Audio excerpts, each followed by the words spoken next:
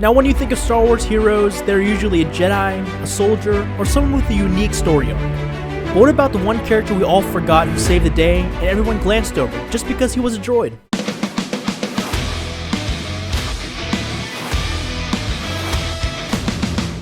Really quick, if you guys could hit that subscribe button, it would be much appreciated and help push this video to more Star Wars fans. Thank you.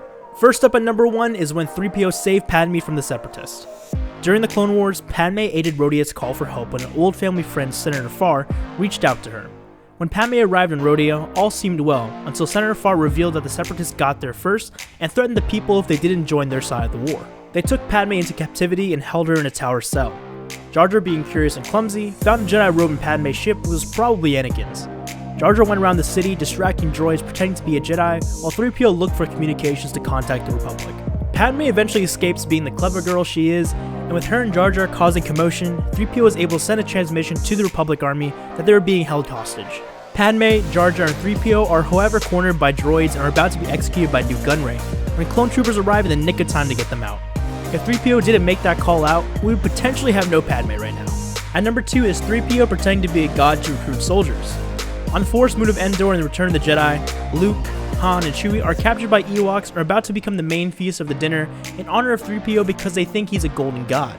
As Luke and Han are about to be burned alive, Luke levitates C-3PO and starts moving him around.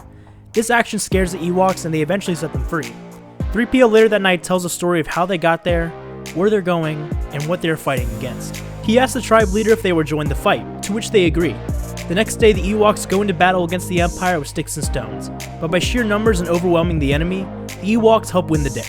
I wonder if the Ewoks didn't see C-3PO as a god, if they would have helped the rebellion cause or not. Next, number 3 is when C-3PO saves Admiral Ackbar from the First Order, but at a cost. C-3PO served as a droid communications chief for the Resistance. He had a team of droids which were the only survivors of a crash during a vital mission to retrieve a First Order droid with intel on Ackbar's location. As the team made their way toward a homing beacon far from the crash site, 3 of them gave their lives to ensure C-3PO and the enemy droid made it there safely. After knowing their loyalty and persistence that the droids gave C-3PO the information to find Ackbar before they succumbed to the planet's acid rain, C-3PO lost an arm in the ordeal, which was all that remained of the OMR-1. So he picked up a droid's red arm from the ground just as the Resistance arrived on the inhospitable planet. In the end, Ackbar was saved. Coming in number 4 is when C-3PO sacrificed everything for the Resistance. In The Rise of Skywalker, a mysterious Sith dagger held an invaluable clue to the location of Exegol in the Sith Eternal Stronghold. The language the clue that the translation was written in was Ancient Sith. C-3PO was the only one who could read it, but his programming forbid him to speak it. Rey, Finn, and Poe took C-3PO to Babu Frick to retrieve the translated information. Babu could do it, but at a cost. They would have to wipe all of C-3PO's memories to reset his programming to read the translation. Still, it was his friends that C-3PO was most worried about losing. He fought past his fear and agreed to give it all up for the good of the galaxy. His final words were, "Taking one last look, sir, at my friends." And then he was shut down. As he turned back on, he read the translation, but was clueless as to where he was and who everyone was. It wasn't until later that R2-D2 luckily kept a store of C-3PO's memory files and restored his friend back to his old self. And finally, coming in number 5 is C-3PO single-handedly saved Luke Skywalker from a bounty hunter.